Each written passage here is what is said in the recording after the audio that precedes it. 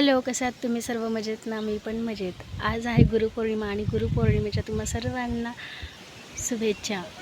आई, वडील आणि शिक्षक जे शिकवतात हे आपल्या जीवनाचे सर्वात मोठे गुरु असतात.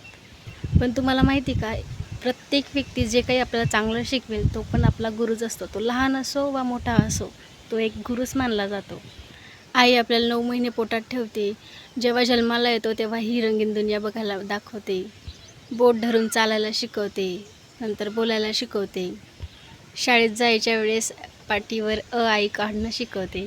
स्वयंपाक करणं, मोठ्यांचा आदर करणं ते शिकवते. वडील आपल्याला ह्या जगात काय चालू आहे, कुठल्या घडामोडी आहेत, काय कोणती लोकं कशी आहेत, हे सगळ्या गोष्टी शिकवत असतात. आपल्या आलेल्या प्रत्येक अडचणींवर खंबीरपणे उभे असतात आपल्या पाठीशी. आणि जे आपल्याला पुस्तकी ज्ञान देतात ते आपले गुरु, आपले म्हणजे शिक्षक जे असतात ते आपले गुरु असतात. असे 3 गुरु असतात.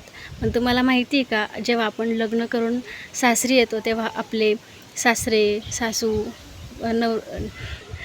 पतिदेव हे सगळे आपले गुरुच बनलेले असतात.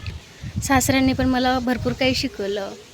शेतीविषयी बाकीच्या सगळ्या गोष्टी हे मला ना खूप छान समजावून सांगत असतात. प्रत्येक लहान मोठी गोष्ट ते मला सांगत असतात. नातं कसं जपावं तेही सांगतात. त्याला टिकून कसं ठेवायचं ते पण सांगतात. हे मक्याचं पीक आहे. अशी यंदा जातीला मका 65-40 जातीला.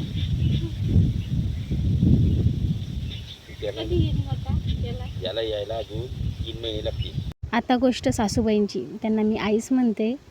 त्यांनी पण मला खूप छान स्वयंपाक करणं शिकवलं. अगोदर मांनी पण शिकवलं होतं, पण यांनी पण छान शिकवलं. आणि आजची ही जी रेसिपी आहे ना, ही थालीपीठची रेसिपी आहे. ज्वारीचं पीठ, बेसन पीठ, गव्हाचं पीठ सर्व एकत्र करून घेतलं त्यांनी. त्यानंतर कांदा, लसूण, कोथिंबीर, टमाटा, गाजर किसून घेतलेलं होतं. भोपळा पण किसून घेतला होता. त्यानंतर तिखट, हळद, हिंग, जिरं, ओवा हे सर्व टाकून घेतलं. चवीनुसार मीठ पण टाकून घेतलं आणि सगळं मिक्स करून घेतलं आणि त्याचे मस्त छान असे थालीपीठ बनवले होते. करून सण खाऊ घालायला त्यांना खूप आवडतं आणि त्यांच्या हाताला खरंच खूप छान चव आहे. तशी मुलांची काळजी पण ते खूप छान घेत असतात. त्यांना खाऊ घालणं, त्यांच्या मागे फिरणं, इशूला शाळेत घेऊन जाणं हे सर्व त्यांच्याचकडे असतं. अगोदर मापण होत्या ना, मापण असं त्यांच्याकडे लक्ष ठेवायचे, पण त्या आता नाही आहेत. त्यांची पण कमी आई आठवू देत नाही कधीच. कुठल्या पण भाजीची मसाला आमटी तर ह्या खरंच खूप छान बनवतात. आणि हे जे थालीपीठ दिसतंय ना, जसं दिसतंय ना तर तसंच चवीला पण आहे होतं ते.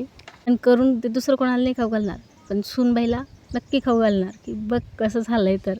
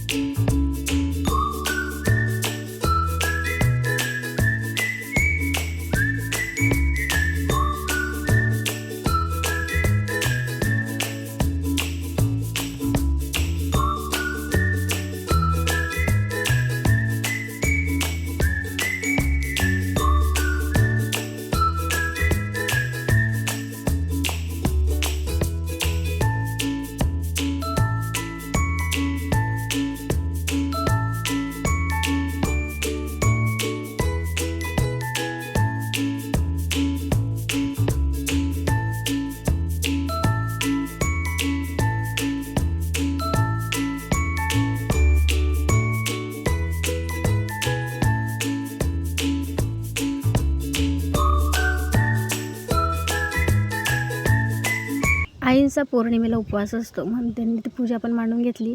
इशूला पण शिकवलं नमस्कार करणं, आरती करायला सांगितली, संध्याकाळी शुभम करोती म्हणणं हे सगळं शिकवतात. हात जोडून नमस्कार करा, सर्वांच्या पाया पडा, हे सर्व शिकवतात. रात्री झोपताना तर ऐकायला गोष्टीच आवडतात आम्हाला. म्हणून रात्री त्या मुलांना गोष्टी पण सांगत असतात. यात मला अहोंचा व्हिडिओ घ्यायचा होता, पण तो राहून गेला. पण काही हरकत नाही, मी स्वतःच सांगते. यूट्यूब चॅनलसाठी सगळ्यांचाच नकार होतात, पण अहो बोलले की तुला करायचं आहे ना असं, पण कुठे गेली तर तू दिसतेस सगळ्यांना, तर काही हरकत नाही, तू केला तर. तुझी इच्छा आहे ना तर कर. आणि माझ्या प्रत्येक गोष्टीमध्ये ते मला मदत करत असतात. व्हिडिओबद्दल असो किंवा इतर दुसऱ्या गोष्टींबद्दल असो, ते मला प्रत्येक गोष्टीत मला मदत करत असतात. प्रत्येक गोष्टीत मला समजावून सांगत असतात. प्रत्येक गोष्ट शिकवण्याचा ते मला प्रयत्न करत असतात. आणि म्हणजे खरंच जो पण आपल्याला सांगतो ना, तो एक आपला गुरुच असतो. आणि आता तरी माझे पती माझे सर्वात मोठे गुरु आहेत. सर्वात शेवटचा गुरु म्हणजे आपला अनुभव. प्रत्येक अडचणीच्या वेळेस जेव्हा आपल्याला ठोकर लागते ना, तेव्हा आपल्याला कळतं कोण कसं आहे, तर तेव्हा आपल्याला समजतं. आणि प्रत्येक गोष्ट आपण अनुभवातूनच शिकत असतो. तर हा सर्वात मोठा गुरु आहे. हा व्हिडिओ आवडला असेल तर लाईक, शेअर, सबस्क्राईब करायला विसरू नका. भेटूया अशाच पुढच्या व्हिडिओमध्ये. तोपर्यंत बाय. परत एकदा तुम्हाला गुरुपौर्णिमेच्या हार्दिक शुभेच्छा.